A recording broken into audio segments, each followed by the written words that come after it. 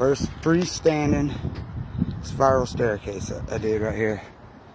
And this way it works, it's all just floating. As you can see up under it, it's floating off of a landing. Anyway, as you can see, it's floating here. The stairs up are floating.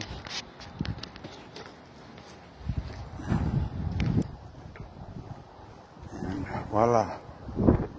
Going up, this is a dock on the canal. Going up the second story. I did this up here. Had to waterproof it where it didn't leak.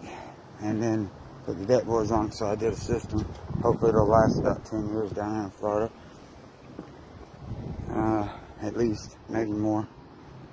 And then this is the view you get.